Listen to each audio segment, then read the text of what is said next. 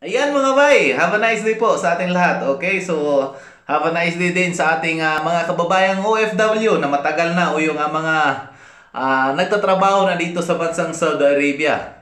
Okay, so have a nice day din sa ating mga viewers and subscribers na lagi pong nanonood at sumusuporta dito sa ating YouTube channel. So mga bay, panibagong video na naman tayo at ang pag-uusapan natin ngayon ay yung bagong labas ng mga patakaran o mga procedures ng General Authority of Civil Aviation o yung GACA na namamahala dito sa mga paliparan ng bansang Saudi Arabia. So kung gusto ng video ito mga bay, let's go!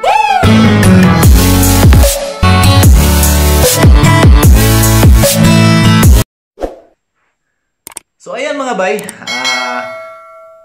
babasahin natin yung inilabas ng GACA. Okay? So makikita po natin ito sa kanilang official website. Okay?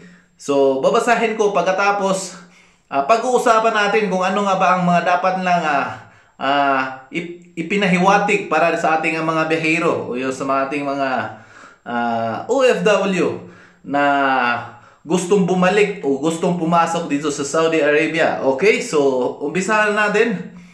The Saudi Civil Aviation Authority announces new procedures for entry of travelers into the kingdom.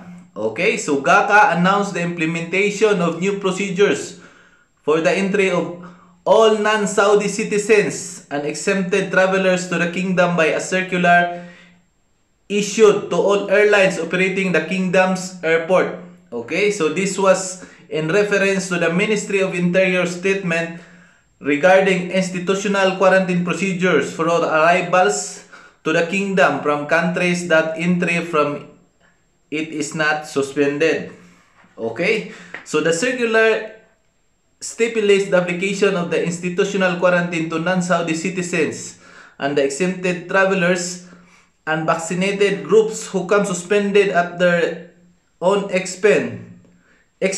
The cost will be included in the ticket price with a valid health insurance policy to cover the risk that may result from infection with the COVID.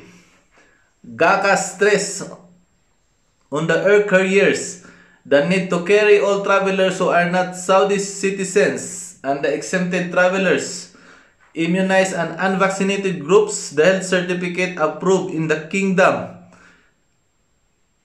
coronavirus examination certificates PCR not exceeding 72 hours from the flight time for those over 8 years older, while non-citizen immunized persons are allowed entry, and exempted groups who receive full doses of one of the vaccines approved by the Ministry of Health to enter the kingdom without needed for a quarantine period, provided they present an official vaccination certificate before or upon their arrival.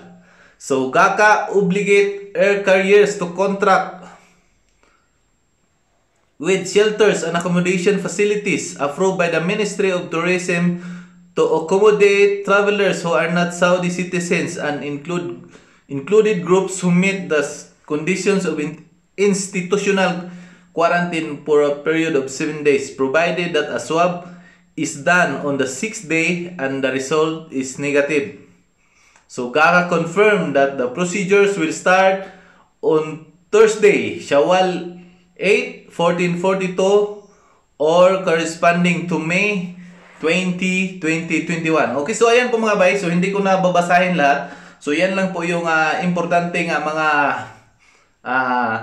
ibinigay na mga procedures o yung para po sa kaalaman ng lahat.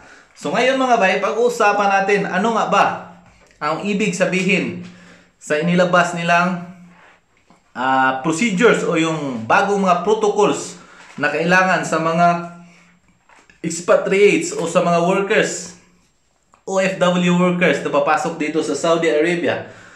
So ngayon mga bay, mandatory procedure po ito ha, ang pag-uusapan natin. So ito required po sa lahat ng mga papasok except sa mga Saudi national. Kasi ang sinasabi dito, una, pag-uusapan natin, all passengers or travelers non-Saudi.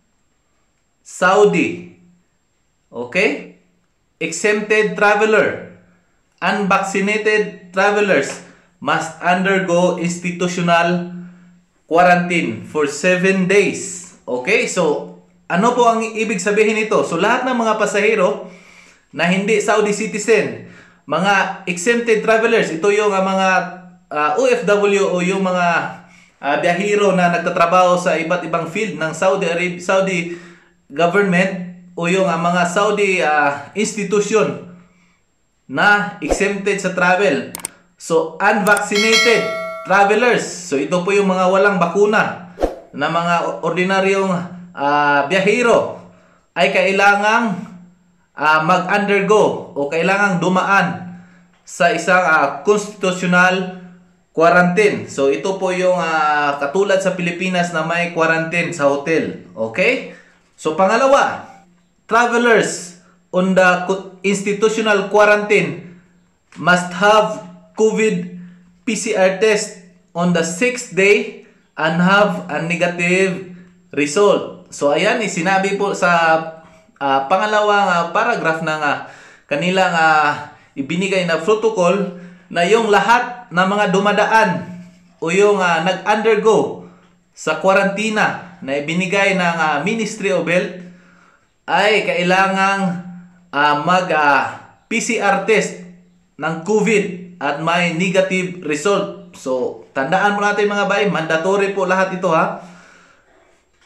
Pangatlo mga bay, 8 years old and above must have a PCR test result.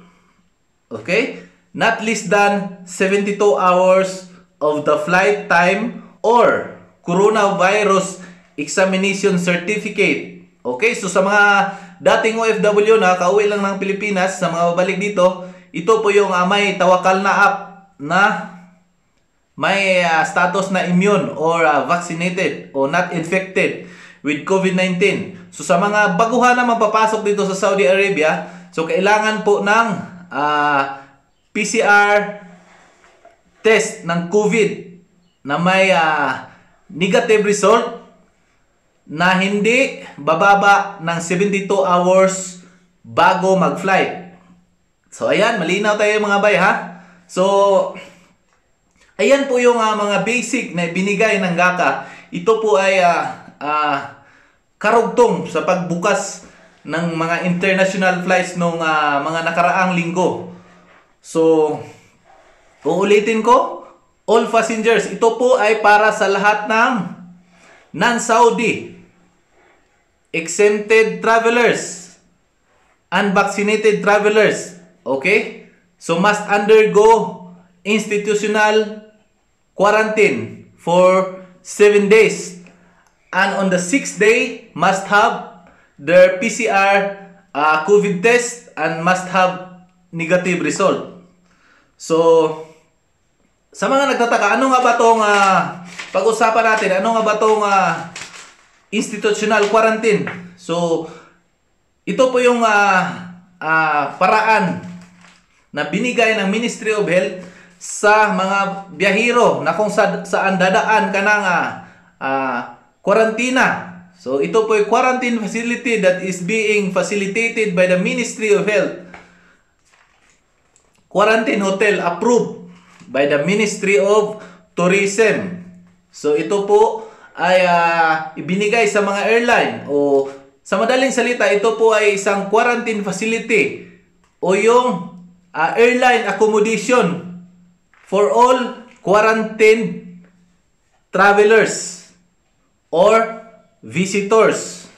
So lahat ng mga pasahero dapat may quarantine, hotel quarantine po, para sa madaling salita na lang mga bay, para madali nating maintindihan, na 7 days. At sa ika-6 na araw dapat mag-swab ka at may negative result. So ito naman, passenger having vaccinated less than 14 days before flight. So mga pasahero na nabakunahan na, pero wala pang 14 days o less than 14 days pa, ay kailangan ding mag-undergo ng institutional quarantine. So kahit po nabakunahan na tayo, pero hindi pa lumagpas ng 14 days, ay kailangan mo pa ring mag-undergo ng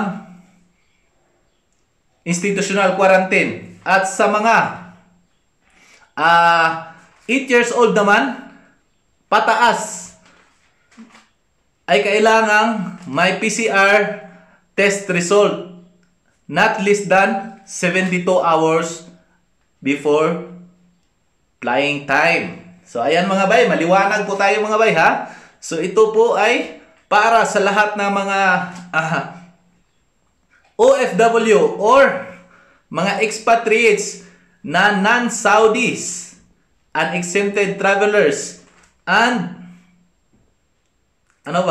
unvaccinated travelers na mga protocols. Ito po ay sa lahat ng papasok ng Saudi Arabia na hindi nabakunahan, mga exempted travelers o yung mga biyahero na dati na nagtatrabaho dito sa Saudi Arabia sa mga government government field offices na kailangan ding dadaan sa quarantena. So malinaw na po tayo dyan mga bay. So hindi ko na ito pahabain. So sa next video natin, pag-uusapan natin yung mga exempted ng institutional quarantine. So hindi ko na ito patagalin mga bay. Thank you for watching. At sana po huwag niyong kalimutang i-like, share, and subscribe ang ating YouTube channel para po sa mga darating pa nating videos. Lagi po nating tandaan, be in God always. Thank you for watching. Peace.